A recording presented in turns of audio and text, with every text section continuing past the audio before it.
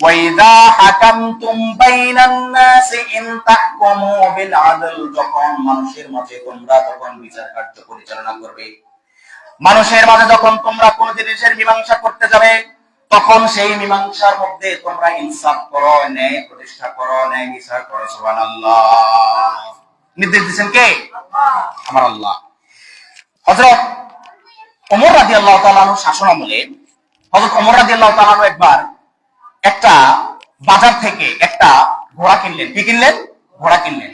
কিনে কিছু দূর যাওয়ার পরে দেখলেন ওই ঘোড়াতে সমস্যা, মানে চলতে পারতেছেন না। ওই সাথে সাথে এসে তখন কিন্তু হযরত ওমর রাদিয়াল্লাহু তাআলা কিন্তু অর্ধেক পৃথিবী শাসন করতেছিলেন, অর্ধেকটা পৃথিবীর কি আমির নেতা। তিনি সাথে সাথে আবার বাজারে গিয়ে ওই ব্যক্তির, যে ব্যক্তি থেকে কিনেছেন, ওই ব্যক্তির কাছে ঘোড়াটা হস্তান্তর করার জন্য বললেন যে তোমার ঘোড়া আমি নিয়েছি, এখন এটার মধ্যে আইব পাওয়া গেছে, দোষ পাওয়া গেছে, ত্রুটি পাওয়া গেছে, তোমার ঘোড়া তুমি নিয়ে নাও।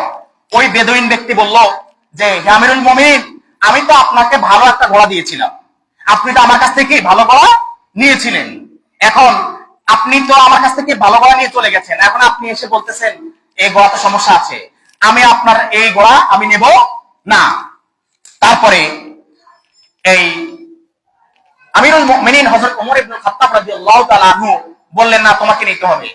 তারপরে উভয় সম্মত হলেন যে তখন ওই এলাকার বিচারক, কাজী, তৎকালীন সময়ে বিচারকদেরকে মানে কি বলা হতো?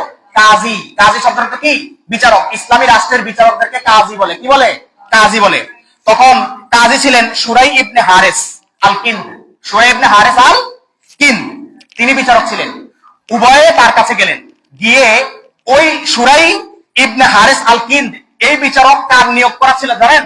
হযরত ওমর রাদিয়াল্লাহু তাআলা আনহুর নিয়োগ করা বিচারক।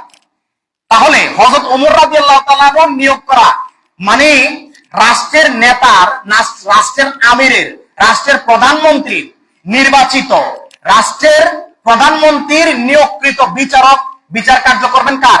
রাষ্ট্রপ্রধানের আর একজন সাধারণ নাগরিকের। ঠিক কিনা?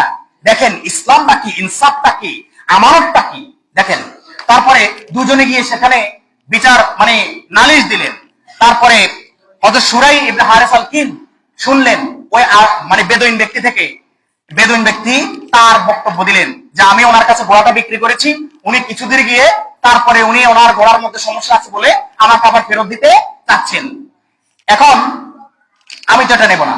তারপর হযরত ওমর রাদিয়াল্লাহু তাআলা থেকে ওনাকে প্রশ্ন করলেন যে আমিরুল মুমিনিন, এই বেদুইন ব্যক্তি যা বলেছে ঠিক কিনা? বলে যে হ্যাঁ, আমি তার কাছ থেকে নিয়েছি, এখন এটা ত্রুটি দেখা দিয়েছে, এই জন্য আমি এটা ফেরত দিতে